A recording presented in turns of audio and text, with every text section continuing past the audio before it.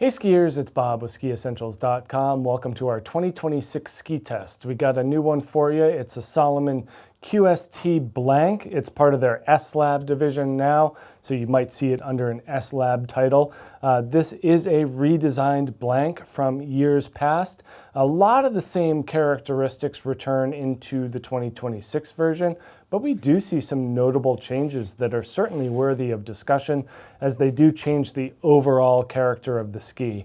But that being said, if you liked a blank last year, you're going to love a blank this year. It's as simple as that.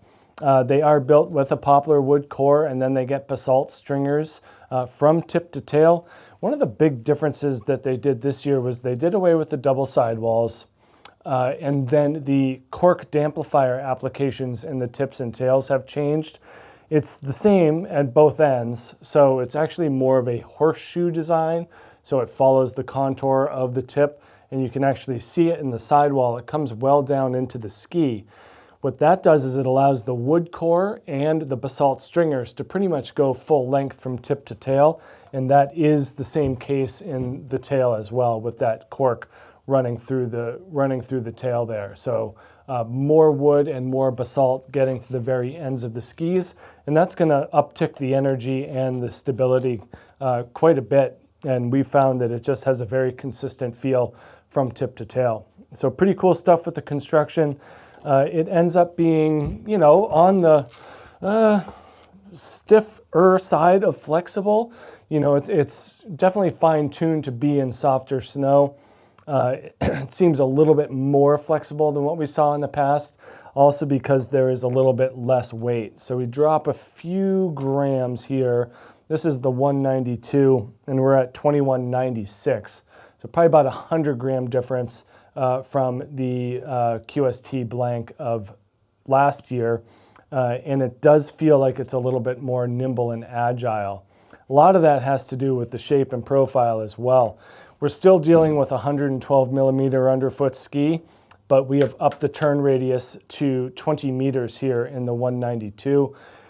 It used to be that this blank had one of the shorter turn shapes for that width. Now we're a little bit more mainstream. And I did like that short turn radius from the old blank, but I do think that there's a lot to like about this new one too, as it just delivers a more smooth and consistent overall performance.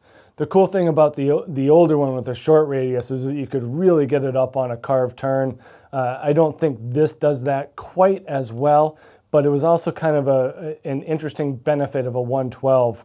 The new one with a lighter, driftier, and more kind of fall line oriented feeling fits better with the width.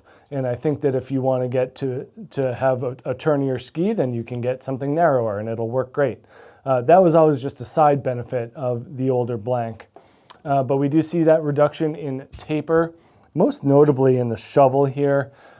You know, it used to be heavily tapered up front and then it would taper back in. Now it's smoother and more consistent throughout, and that's a big part of the lengthening of that turn shape. We still just get a ton of rocker in the shovel here. Starts well down here at my fingers. We still don't get a ton of splay. It's a little bit smoother and lower to the ground than it was before, and that just makes this ski driftier and more smeary. Good positive camber underfoot, so I mean it still does turn quite well for a 112, but that older blank was exemplary in that area. Long and low rocker in the tail as well, very consistent in that bend. Nothing too curvaceous about this ski, and that does hook into you know, more of that directional and I guess slightly more traditional feel, but pretty flat and square here in the tail. Very similar to what we see in the new QST 94. These two skis do share similarities in terms of that squared off tail shape and and rocker profile in the back. So they float extremely well and with a longer effective edge that hooks into the snow. If you picture it bending more, that edge is going to release sooner. As such, it's more engaging. That does give it a higher performance feel for sure. Yeah, you can be pretty aggressive on these skis. They're not as I think they're a little less demanding too, just slightly lighter and more agile. And with that longer turn radius, it doesn't want to pull you into a turn quite as much. So you have a little bit more control over the shape and duration of your turns. We do have some tester feedback here. Matt Stremecki, he stole one of these for a while this year. He said, "The Blank is an absolute free ride weapon, incredible, predictable, and intuitive, with the ability to charge, but also to get technical. The previous version was already insanely good, but this just takes it to the next level. More energy, more chargeability, and a shape that caters to many different skiing styles. There's a lot of support throughout the entire ski without it feeling dead or punishing. The longer turn radius lends it to operate in great open spaces while making big sweeping turns, but the taper and rocker profile allow for slower speed maneuverability.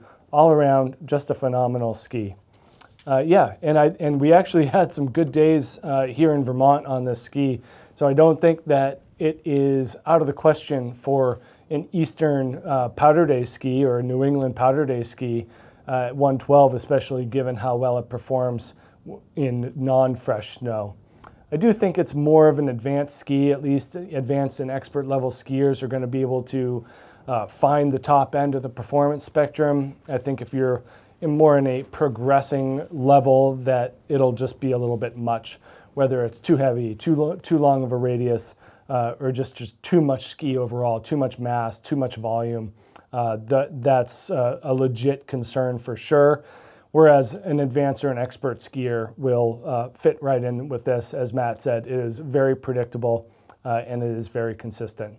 So definitely make sure to check out this Salomon QST Blank here at SkiEssentials.com, and we will see you out there on the hill. Bye.